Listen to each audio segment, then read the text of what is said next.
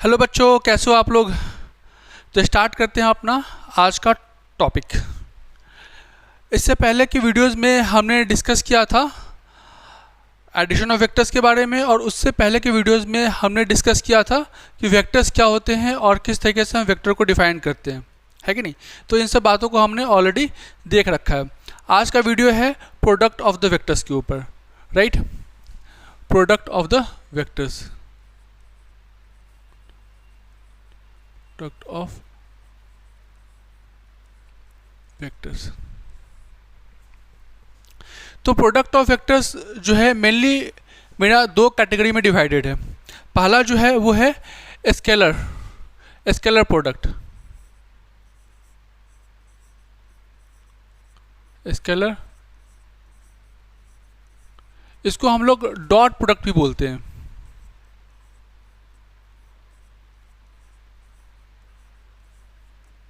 Dot product इसको हम लोग बोलते हैं, ठीक है। इसमें जब हम किसी भी दो वेक्टर क्वांटिटी को जब मल्टीप्लाई करेंगे तो ये मेरा सिर्फ स्केलर क्वांटिटी ही देगा, ठीक है। मतलब यहाँ पे ये सिर्फ और सिर्फ स्केलर क्वांटिटी देगा, और उस स्केलर क्वांटिटी में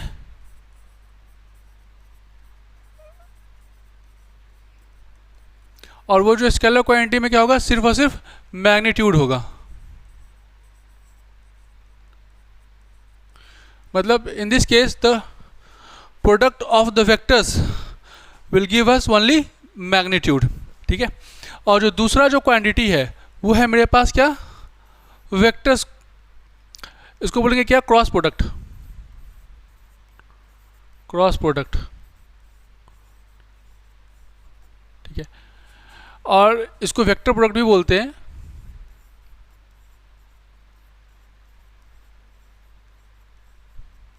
इस केस में क्या होगा कि जब हम किसी भी दो वेक्टर क्वांटिटी का जब हम मल्टीप्लिकेशन करेंगे तो वो हमें एक नया वेक्टर क्वांटिटी देगा।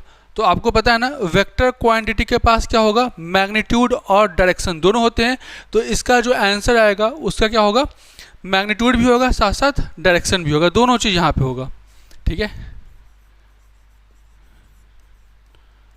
The product of two vectors will give us magnitude plus direction, right? Okay. इसको हम लोग कैसे रिप्रेजेंट करते हैं, क्योंकि नाम है डॉट प्रोडक्ट, उसको डॉट से रिप्रेजेंट करेंगे।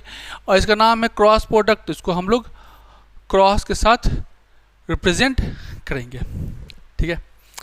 तो ये है हमारे पास प्रोडक्ट ऑफ वेक्टर्स का बेसिक कंसेप्ट। अब हम दोनों को स्पेसिफिक हम देखेंगे। पहली बार देखेंगे क्या, स्केलर प्रोडक्ट के बारे में या डॉट प्रोडक्ट के बारे में। पहले हम इसके बारे में बात करेंगे और उसके बाद क्रॉस प्रोडक्ट के बारे में बात करेंगे, ठीक है। तो चलते हैं, पहली बात स्केलर प्रोडक्ट के बारे में।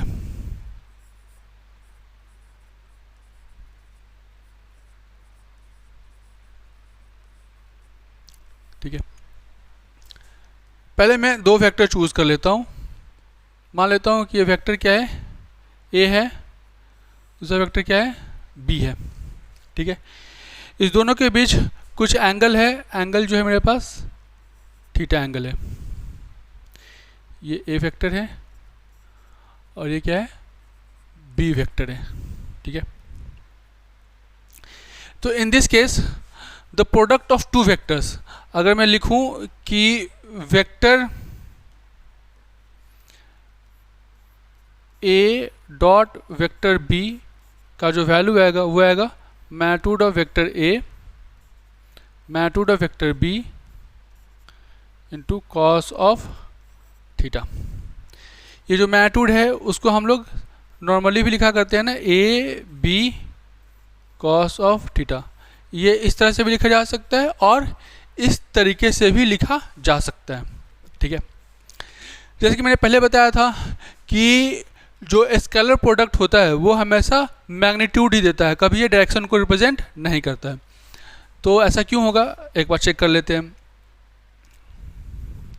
ये बी है ना, इसको मैं इस पर ऐसे परपेंडिकुलर इस पर मैं ड्रॉ कर लेता हूँ, ठीक है।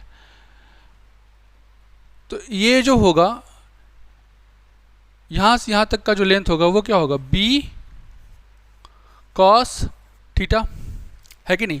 तो जरा देखो ये ए है और सेम डायरेक्शन में क्या है, बी कॉस थीटा है। ए है और उसी डायरेक्शन में क्या है, बी कॉस थीटा है।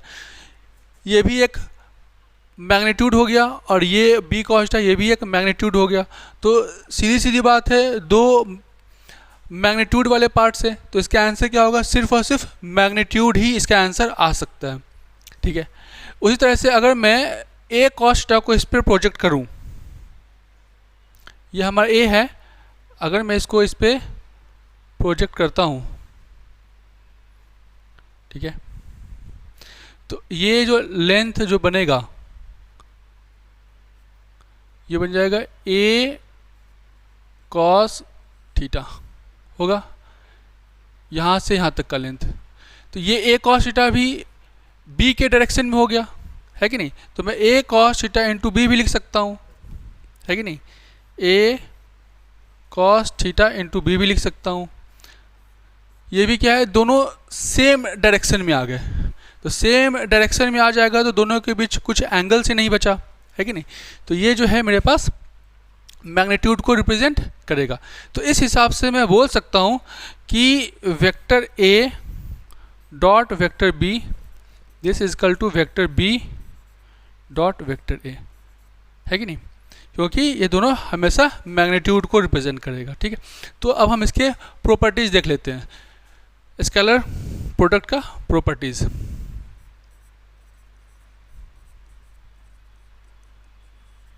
सबसे पहला प्रॉपर्टी क्या हो गया कि पहली बात तो ये हो गया कि vector A dot vector B this is equal to vector B dot vector A, है कि नहीं। इसको हम लोग क्या बोलते हैं, कम्यूटेटिव प्रॉपर्टी।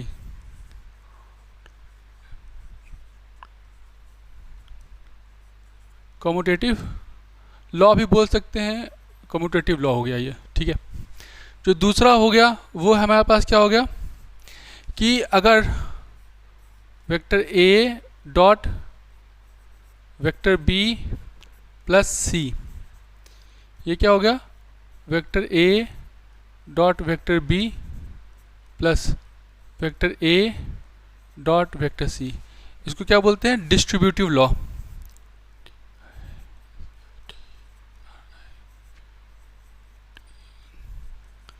ये डिस्ट्रीब्यूटिव लॉ को रिप्रेजेंट करेगा। ठीक है। अगर थीटा का वैल्यू क्या है, 90 डिग्री है। 90 डिग्री का मतलब क्या हुआ कि वेक्टर ए वेक्टर बी के ऊपर क्या हो जाएगा, परपेंडिकुलर होगा, या वेक्टर बी वेक्टर ए के ऊपर क्या हो सकता है, परपेंडिकुलर हो सकता है।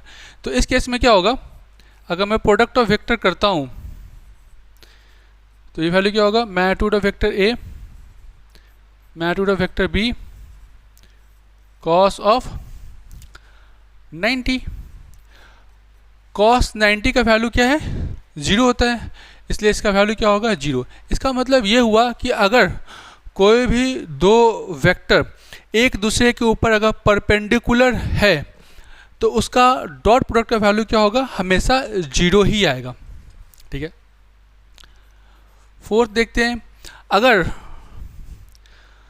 मान लेते हैं कि थीटा का वैल्यू क्या है, 0 डिग्री है, तो इस केस में क्या होगा, vector A dot vector B this is equal to magnitude of vector A magnitude of vector B cos of 0। Cos 0 का वैल्यू क्या होता है, 1 होता है। इसका मतलब क्या होगा, ये सिर्फ magnitude of vector A magnitude of vector B. ठीक है। फिफ्थ केस में अगर थीटा का वैल्यू अगर 180 अगर हो गया तो कॉस 180 का वैल्यू क्या होगा, माइनस हो जाएगा ना। तो इस केस में क्या होगा, vector A dot vector B this is equal to magnitude of vector A magnitude of vector B cos 180 degree. Cos 180 का वैल्यू क्या होगा, माइनस ऑफ 1 होगा। इसका मतलब क्या हो गया, ये minus magnitude of vector A magnitude of vector B, जैसे हम एक्सप्रेस कर सकते हैं। ठीक है। ओके, मान लो कि किसी दो वेक्टर का बट नंबर हो जाएगा 6। Vector A dot vector A अगर मैं करता हूँ तो दोनों vector same to same direction में ही होगा, है कि नहीं? दो वेक्टर के बीच में आपस में, मतलब ये दो वेक्टर है नहीं, ये सेम ही वेक्टर है, ठीक है? तो सेम ही वेक्टर, एक वेक्टर अपने आप का क्या होगा, पैरेलल ही हो सकता है कि नहीं? तो इस केस में थीटा का वैल्यू क्या होगा, 0 होगा। तो इस केस में ये magnitude of vector A cos of 0 degree, और कॉस 0 का वैल्यू क्या होता है, 1। इसका मतलब क्या हुआ कि मैग्नीट्यूड ऑफ वेक्टर ए का होल स्क्वायर हो सकता है। तो वेक्टर ए डॉट वेक्टर ए ये सिंपली क्या करेगा, मैग्नीट्यूड ऑफ वेक्टर ए का स्क्वायर हो जाएगा, ठीक है? अगर मुझे एंगल निकालना हो किसी दो वेक्टर के बीच में, तो हमें पता है ना कि vector A dot vector B, कोई भी दो वेक्टर है, इसके बीच में मुझे क्या निकालना है, एंगल निकालना है। तो आपको पता है कि मैग्नीट्यूड ऑफ वेक्टर ए करते थे, मैग्नीट्यूड ऑफ वेक्टर बी करते थे, और कॉस ऑफ थीटा। तो यहाँ से कॉस थीटा को एक तरफ शिफ्ट कर लेंगे और उसके respectively vector A dot vector B करके divided by magnitude of vector A magnitude of vector B हम निकाल सकते हैं, ठीक है? Okay, 8 property. सबसे पहली बात है कि अगर मैं यहाँ पे यूनिट वेक्टर्स का मल्टीप्लिकेशन कर रहा हूँ, ठीक है? तो अगर मैं unit vector i dot unit vector i अगर मैं करता हूँ, तो ये क्या है, एक्स डायरेक्शन में, और ये भी क्या है, एक्स डायरेक्शन में, दोनों सेम डायरेक्शन में है। इसके भी, इसका मतलब क्या है, दोनों के बीच जो एंगल होगा वो क्या होगा, 0 डिग्री होगा, क्योंकि दोनों एक्स डायरेक्शन में ही है। इसका मतलब क्या हो गया, magnitude of I vector magnitude of I vector and cos 0, cos 0 का वैल्यू क्या होगा, 1, and magnitude of I vector means 1, तो 1 1 1, ओवरऑल इसका आंसर क्या हो जाएगा, 1। सिमिलरली अगर मैं vector J dot vector j अगर करता हूँ, इसका भी आंसर होगा 1, और वेक्टर के डॉट वेक्टर के करता हूँ, इसका भी आंसर क्या होगा, 1। तीनों का आंसर क्या हो जाएगा, 1। लेकिन अगर मैं i unit vector i dot unit vector j अगर मैं करता हूँ, तो उस केस में क्या होगा, आई जे कॉस 90। क्यों? क्योंकि आई हमेशा एक्स डायरेक्शन में है और जे हमेशा वाई डायरेक्शन में, और एक्स एक्सिस और वाई एक्सिस के बीच जो एंगल होगा वो क्या होगा, 90 डिग्री होगा, है कि नहीं? तो कॉस 90 का वैल्यू क्या होगा, 0, राइट? इसका मतलब क्या है, आई जे के साथ 0 हो जाएगा, उसी तरह से आई के के साथ भी क्या हो जाएगा, 0 हो जाएगा, और जे के साथ भी क्या हो जाएगा, 0 होगा, ठीक है? अब हम करते क्या है, एक एग्जाम्पल चूज कर लेते हैं। कोई वेक्टर ए है, उसको मैं लिखा है आई यूनिट वेक्टर आई जे और के, ठीक है? और उसी तरीके से वेक्टर बी है, उसको मैं लिखा है 2i plus 3j plus 4k। तो अगर मैं लिखूं vector a dot B vector this is equal to i plus j plus k dot 2i plus 3j plus 4k, ठीक है? अगर मैं मल्टीप्लाई करूंगा, i और i का मल्टीप्लिकेशन का वैल्यू क्या होगा, 1, लेकिन i और j का मल्टीप्लिकेशन का वैल्यू क्या है, 0, और i और k का मल्टीप्लिकेशन का वैल्यू भी क्या होगा, 0 होगा। इसका मतलब क्या है, सिर्फ इस दोनों को मल्टीप्लाई करेंगे, इसका आंसर क्या होगा, 2। j और i का मल्टीप्लिकेशन का वैल्यू भी क्या होगा, 0 होगा। क्यों? क्योंकि j और i यूनिट वेक्टर है और दोनों के बीच में एंगल क्या है, 90 डिग्री, इसलिए इसका वैल्यू क्या होगा, 0 हो जाएगा। सिर्फ j और j का मल्टीप्लिकेशन होगा, इट्स बिकम 3, और उसी तरह से k और k का मल्टीप्लिकेशन भी होगा, ये वैल्यू हो जाएगा 4। तो हो जाएगा कितना, 9। ठीक है, ये हमारा एक एग्जाम्पल हो गया dot product of two vectors का। ठीक है, आई होप कि यहाँ तक आपको समझ में आया होगा। अब हम मूव करते हैं cross product of two vectors के ऊपर। ठीक है, cross product of two vectors. ठीक है, तो पहली बात, दो वेक्टर को प्लॉट कर लेते हैं। ये वेक्टर है हमारे पास a और दूसरा वेक्टर है क्या, b। ठीक है, ये वेक्टर a है और ये वेक्टर क्या है, b है। दोनों के बीच में क्या है, एंगल क्या है, थीटा। ठीक है, दोनों के बीच में क्या है, एंगल क्या है, थीटा। अगर a क्रॉस b अगर मैं करता हूँ, vector a cross vector b अगर मैं करूँगा, ठीक है, तो क्या होगा। तो आपको करना क्या है, पहले तुम इसका ये फॉर्मेट लिख लेता हूँ। Vector a cross vector b का जो मतलब होता है वो होता है magnitude of vector a magnitude of vector b into sine of theta. लेकिन इसके साथ साथ एक यूनिट वेक्टर भी जुड़ा होता है, उसको हम लोग n से रिप्रेजेंट करते हैं। ये यूनिट वेक्टर है, मैंने पहले बताया था ना, यूनिट वेक्टर का मैग्नीट्यूड का वैल्यू हमेशा 1 ही होगा। ठीक है, ओके। अब जा देखते हैं क्या होता है अगर मैं a क्रॉस b करता हूं। ठीक है, तो उसमें होगा क्या कि आपको राइट हैंड यूज करना है। राइट हैंड से a से b की तरफ फिंगर को कर्ल करना है, a से b की तरफ फिंगर को कर्ल करना है। तो ये जो थंब है ये मेरे पास डायरेक्शन को रिप्रेजेंट करेगा। ठीक है, तो यहाँ से अगर मैं a से b करूँगा तो क्या होगा, ये क्या moving out of the plane of the paper या प्लेन ऑफ दिस बोर्ड है कि नहीं। तो उसको मान लेता हूँ कि मैं इस तरह से रिप्रेजेंट करता हूँ। ठीक है, इसका मतलब ये हुआ कि ये a क्रॉस b को रिप्रेजेंट कर रहा हूँ, vector a cross vector b को रिप्रेजेंट कर रहूँगा।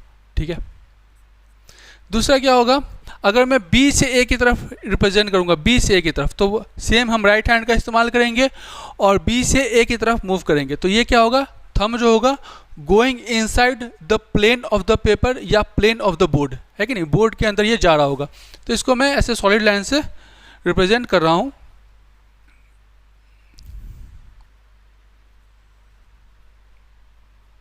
कुछ ऐसा। ठीक है, ये क्या हो जाएगा, ये vector b cross vector a को रिप्रेजेंट करेगा। ठीक है, तो आप एक चीज देख सकते हैं कि ये एक दूसरे के क्या है, ठीक अपोजिट हो गया।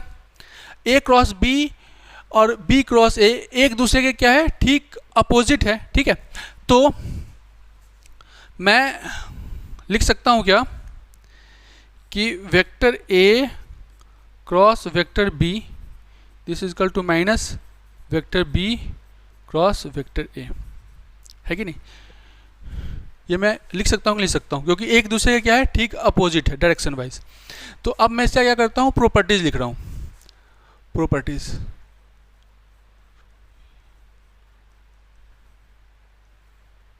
फर्स्ट प्रॉपर्टी पहला तो ये हो गया vector a cross vector b this is equal to minus vector b cross vector a।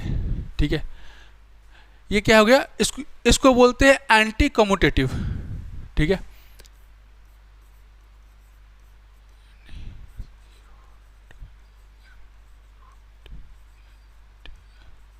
Anti commutative. दूसरा है vector a cross vector b plus vector c। तो ये हो जाएगा vector a cross vector b plus vector a cross vector c। इसको क्या बोलते हैं, डिस्ट्रीब्यूटिव।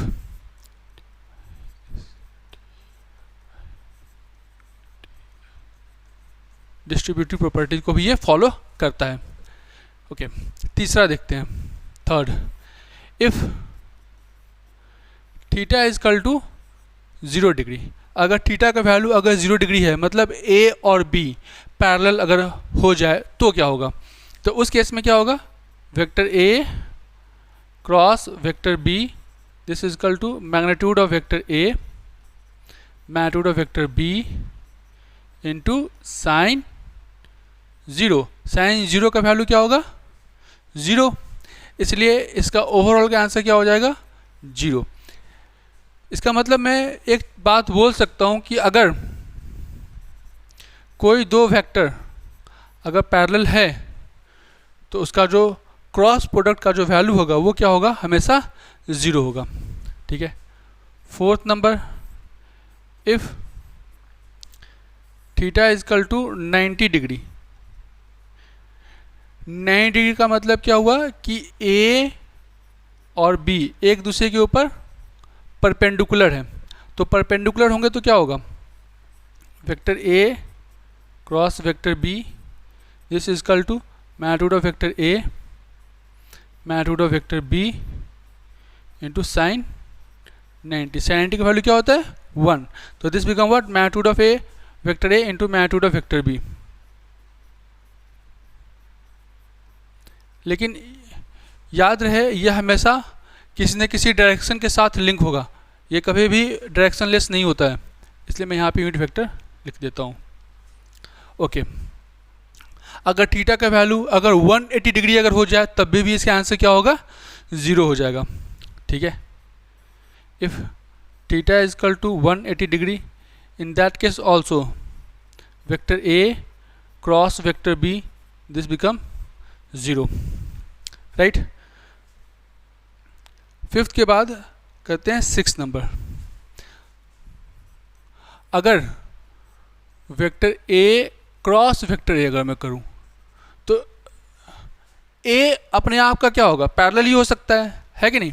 तो इस केस में magnitude of vector A magnitude of vector A sine 0 और इसका वैल्यू क्या होता है? 0। इसका मतलब क्या है कि vector A cross vector A अगर मैं करूं तो ये हमेशा क्या आएगा? 0 ही आएगा। ठीक है। ओके। 7th नंबर, अगर मैं unit vector i dot cross unit vector i करूं, unit vector i cross unit vector i करूं, तो ये दोनों एक्स डायरेक्शन में है। इसका मतलब क्या है? सेम डायरेक्शन हो गया, वैल्यू क्या हो जाएगा? 0। प्रोडक्ट का वैल्यू ये हो जाएगा 0। उसी तरह से जे क्रॉस जे, इसका आंसर भी क्या होगा? 0। और के क्रॉस के, इसका आंसर भी क्या होगा? 0। ठीक है। लेकिन अदर के साथ क्या होगा? 0 नहीं होगा, क्योंकि अगर आई क्रॉस जे अगर मैं करता हूं तो इस केस में थीटा का वैल्यू क्या है? 90 है, और आपको पता है साइन 90 का वैल्यू क्या होता है? 1 होता है। इसलिए अदर केसेस में हम डायरेक्टली 0 नहीं लिख सकते। ओके। तो अदर केसेस करने के लिए हमें क्या करना पड़ेगा? एक इस तरह से डायग्राम ड्रॉ कर लो, आई जे और के। अगर आई जे के बीच अगर मल्टीप्लिकेशन होगा तो इसका आंसर क्या आएगा? के आएगा। ठीक है। आई और जे का मल्टीप्लिकेशन होगा, मल्टीप्लिकेशन यहाँ पे क्रॉस प्रोडक्ट के साथ लिंक है। ठीक है। वेक्टर आई क्रॉस वेक्टर जे का वैल्यू क्या है? यूनिट वेक्टर के को रिप्रेजेंट करेगा। ठीक है। लेकिन अगर मैं जे क्रॉस आई करता हूँ, जे क्रॉस आई करता हूँ, तो यहाँ पे क्या होगा? माइनस के हो जाएगा। ठीक है। इस बात को आपको ध्यान रखने की ज़रूरत है। उसी तरीके से अगर मैं आई के लिखूं, आई क्रॉस के, तो ये अपोजिट चल रहा है, इसका आंसर मतलब हो जाएगा माइनस ऑफ जे वेक्टर। लेकिन के और आई करता हूं, के आई, ये वैल्यू क्या हो जाएगा? जे वेक्टर। ठीक है। अगर मैं जे और के की बात करता हूं, जे क्रॉस के, तो अगर मैं एरो के डायरेक्शन में मूव करूंगा, दैट इज क्या है, एरो जो है मेरे पास कौन सा है, क्लॉकवाइज डायरेक्शन में मूव कर रहा है, ठीक है। तो अगर मैं क्लॉकवाइज डायरेक्शन में मूव करता हूं तो इसका आंसर क्या होगा, आई वेक्टर, ठीक है। उसी तरह से अगर मैं के क्रॉस जे अगर मैं करूं, के से जे की तरफ जाऊं तो क्या होगा, माइनस ऑफ आई वेक्टर, ठीक है। तो ये हो गया हमारा बेसिक क्रॉस प्रोडक्ट। अब इसके एक एग्जांपल देखते हैं, ठीक है। जो हमने एग्जांपल चूज किया था डॉट प्रोडक्ट में, वही एग्जांपल मैं चूज कर रहा हूं क्रॉस प्रोडक्ट में, ठीक है। तो देखते हैं कैसे निकालेंगे। पहली बात, मान लेते हैं कि वेक्टर ए जो है मेरे पास आई प्लस यूनिट वेक्टर जे और यूनिट वेक्टर के को रिप्रेजेंट करेगा, और जो वेक्टर बी है वो मेरे पास 2i plus 3j plus 4k को रिप्रेजेंट कर रहा है, ठीक है। तो a क्रॉस b निकालने के, vector a cross vector b निकालने के दो रास्ते हैं। फर्स्ट जो तरीका है मैं उसकी बात करता हूँ। फर्स्ट तरीके पे ये जो रास्ता है, पहले हम इस रास्ते से निकालेंगे, vector a cross vector b। तो क्या करेंगे, exactly i plus j plus k cross 2i plus 3j plus 4k multiply में करूँगा। जस्ट अभी हमने डिस्कस किया है ना, i क्रॉस i का वैल्यू क्या हो जाएगा, 0, लेकिन i और j का आंसर क्या है, k। तो इस i वेक्टर का, यूनिट वेक्टर i का इससे मल्टीप्लाई होगा तो क्या होगा, 3 मैग्नीट्यूड है, 3 ऐसे ही रहेगा, लेकिन i और j का वैल्यू क्या है, k है, तो लिखेंगे यूनिट वेक्टर k। तो जैसे i और k ये वैल्यू क्या होगा, माइनस ऑफ j को रिप्रेजेंट करेगा, तो माइनस 4j, ठीक है। ये i और k याद रखना, i और k क्या होगा, माइनस ऑफ j हो जाएगा, ठीक है। उसी तरह से j और i, तो 2 तो रहेगा ही रहेगा, ठीक है। j और i यहाँ पे होगा, j और i क्या होगा, माइनस k को रिप्रेजेंट करेगा, तो माइनस 2k j और i। जैसे j और j वैल्यू क्या हो जाएगा, 0, और फिर j और k ये वैल्यू क्या है, i को रिप्रेजेंट करेगा, तो 4 i वेक्टर, ठीक है।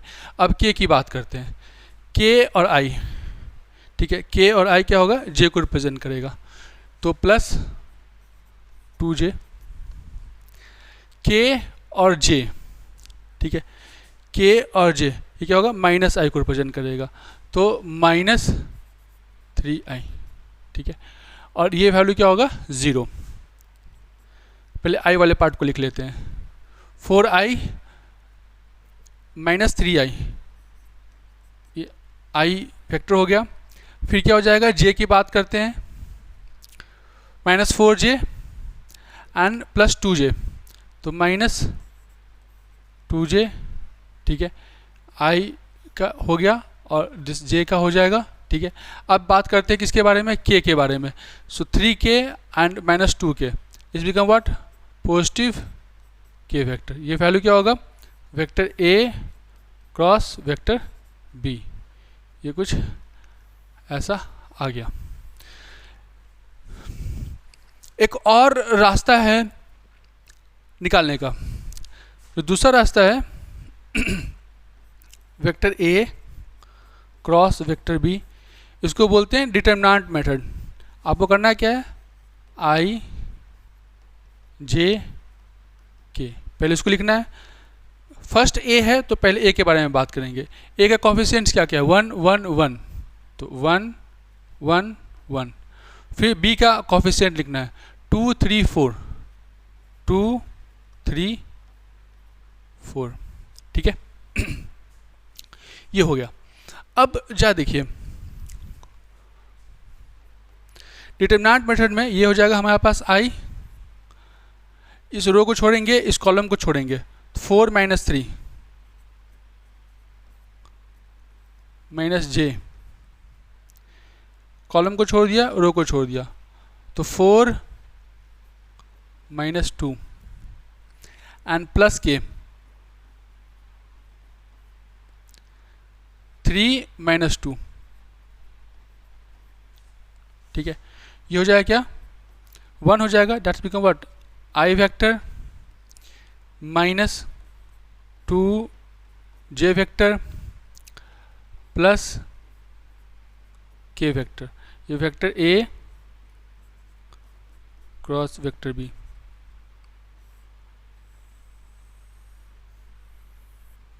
ठीक है। अब देखते हैं ए क्रॉस बी जो मैंने फर्स्ट मेथड से निकाला था और ए क्रॉस बी मैंने जो सेकेंड मेथड से निकाला था, दोनों में आंसर सेम है, ठीक है। तो दोनों में से जो अच्छा लगे उसका इस्तेमाल कर लो, ठीक है। तो ये है हमारा dot product of the vector and cross product of the vectors. आने वाले जो वीडियोस होंगे उसमें हम ये जितने भी जो हमने वेक्टर्स किए हैं, तो इसके ऊपर जितने भी क्वेश्चंस आ रखे हैं मेडिकल में, दैट इज़ नीट में और जेई मेंस में, जेई एडवांस में, उन सारे क्वेश्चंस को हम देखेंगे, ठीक है। तो आई होप कि ये वीडियोस आपको समझ में आया होगा। मिलते हैं नेक्स्ट वीडियो में, तब तक के लिए गुड बाय।